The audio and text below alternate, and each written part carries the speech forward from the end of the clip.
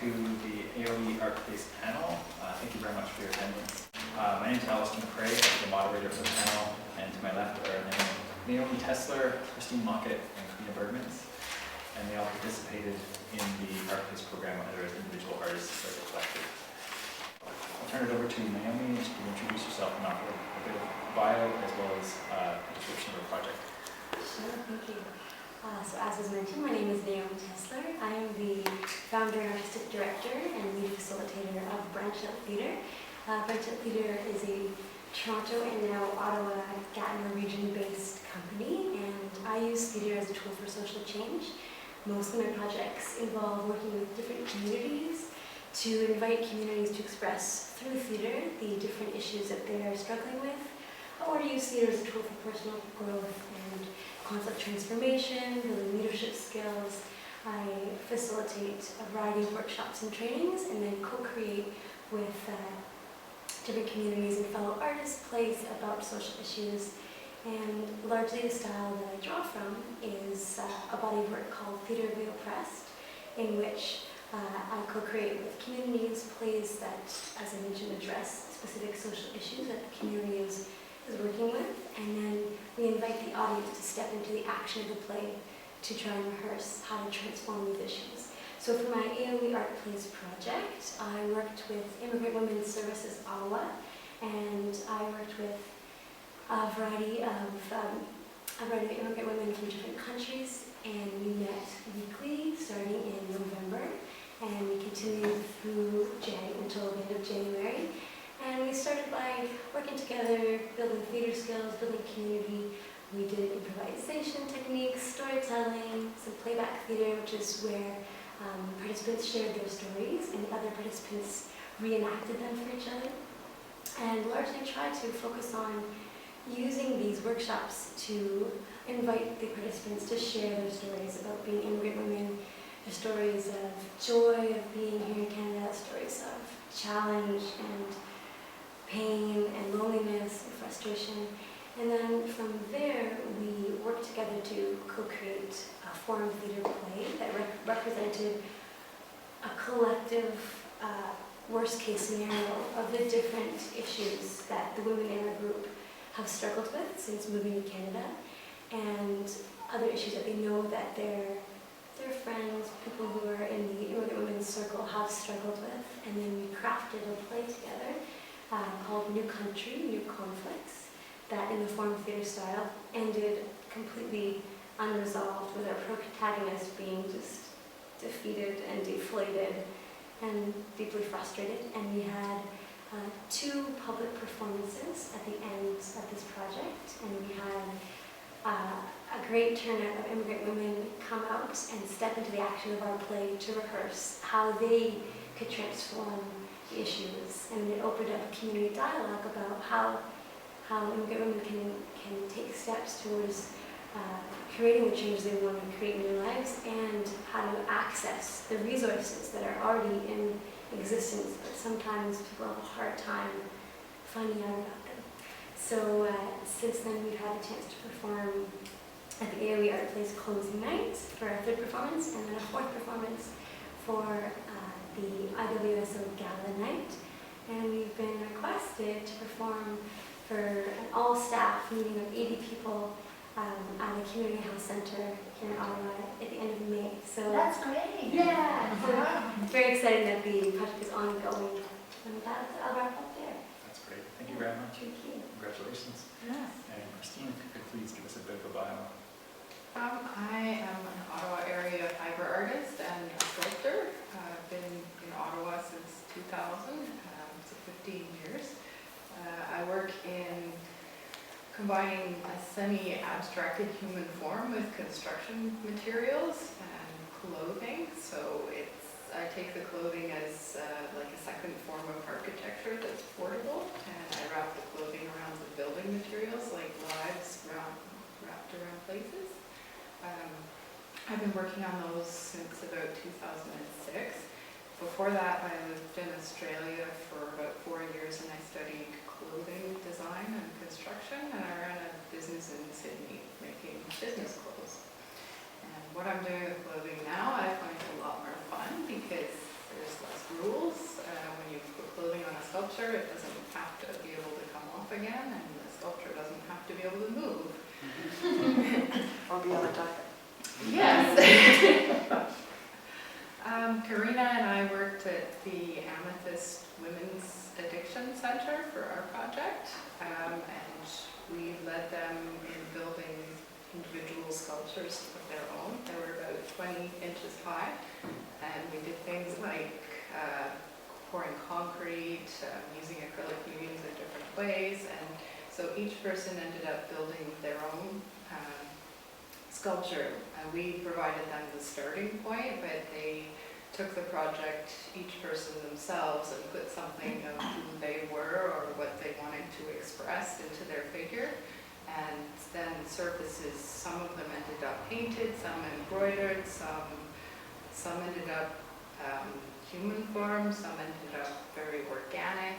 And we gave basically the outline of the project, and we helped them through each step, but we challenged them to put themselves into it and helped them realize building whatever they could imagine. Thank you. And Karina, if you could give us a bit of a bio, and if you want to add anything to the project. Sure. My name is Karina Bergmans, and I'm a textile artist. Working in textiles sometimes means clothing to me. Sometimes it means large sculptures. Sometimes it means outdoor public art pieces. I've also made interactive participatory pieces where I have one of my projects is all the letters of the alphabet in pillow shapes, and this is toured with the community arts program in the city of Ottawa that in several libraries a number of summers ago that children came in and they wrote their own words in the pillow letters and they took pictures of it.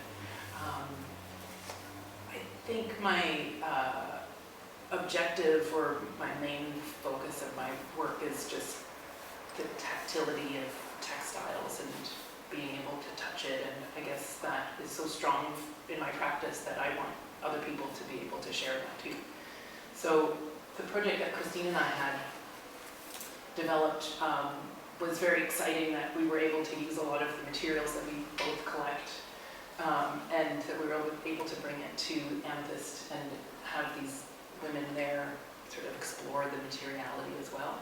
And like Christine said, we were really encouraging them to bring in their own material, something that may have had a significance to them in their life, or a piece of clothing that they maybe don't want to wear anymore that they could put into the sculpture, whether it was something tucked into the sculpture or on the outside of it that would be visible. So it was a real process of exploring and developing a sculpture within a framework, but like Christine said, we were giving them a lot of opportunity to explore developing something new and some new skills. Well, you may have touched on this a little bit, but what was the most unexpected success of your residency? Most unexpected success. Well, I think the fact that the project is living on, which was something I'd hoped for, and wasn't sure would happen because the funding had finished, and I've been hoping to find further funding to continue with this group because I'm still quite in touch with them, and still in touch with IWSO as well. So that has been an unexpected gift to come out of it, and I think I don't know if I would use the word unexpected, but the hope that has been, more manifested is that the women who participated in the group, they move from being in a place of being nervous and shy and not necessarily feeling ready to perform or interested in performing or sharing their stories as much, grew into confident actors and improvisers. Because it's one thing to be able to create a play, and it's another to be able to perform a play, and another to be able to improvise when you've never done it before, with audience members not knowing what they're going to say and how to respond to them, and they did it with such grace and professionalism. So it was just brilliant to watch. I do this work with so many different groups, and I'm just so amazed and in awe every time that I get the chance to be part of witnessing the process of seeing people grow from kind of maybe starting off like this to just, shining. Very good. And Karina, Christine, same question. What was the most unexpected success of your residency? You may have touched on it a little bit with the shift in the proposal, but... Actually, I would say kind of similar to what Naomi said, that for us it was for me it was the participants' success. Like, I expected them to succeed, but I didn't expect them to show up early on days when there was 20 centimeters of snow and it was minus 40 and they had to take 2 buses and walk some of the way. And they stayed late, they gave each other advice on their sculptures, they brought in their own materials, they helped each other solve their problems, they even helped us carry tables out of the basement and set up the room. And after we finished our residency, they kept having art sessions, and I think they're working on making it a permanent thing. So that was just thrilling. Yeah, I think what surprised me about going into a program where you don't know the participants, and maybe we were somewhat familiar with the organizers of Amethyst, but we didn't. I think what I was so surprised with was it was so much fun, like people, and I guess what the surprise was that people are in that at Amethyst, people are going through a major life transition, being treated for some addiction. So people were they were telling jokes all the time. There's so much laughing, telling stories and just sharing with each other. And the women may not necessarily knew each other personally. They may have been in group sessions or something together. But it was just, I think Amethyst creates such a family environment and people to feel comfortable, and we were just brought into that environment as well. So I think for me it was just a really fun session. Like Christine said, people were so eager to participate that maybe they had done, I think all the participants had done artwork in the past, but then life gets in the way and other things come up, and so it was always something that gave them joy and pleasure in the past. And so I think they were all interested in participating in this workshop because it was art oriented. And I think just being able to create that space for someone in their life to see, a creative process and to participate in a creative process was really exciting, and it was really fun, and it was a great joy to see them just be encouraged to allow their creativity to go and not question themselves. And I'm just going to circle back a little bit to the first question was how did your initial proposal change? And you both touched on that, Christine and Karina. Sorry. How much of that change was due to the participants, and how much of that change was an active decision on your part? I think it was when we found or connected with Amethyst and negotiated with them. Like, they knew about our project, but they were uncertain that they could support a larger sculpture in their facility, that they don't have room for it or space for it to store it afterwards or to exhibit it afterwards. So in just having a discussion with them, that we were able to change that aspect of the workshop to make individual sculptures, that then they were like, okay, that sounds perfect, and then people can take them home with them, and instead of Amethyst storing it. So okay, having that as a site.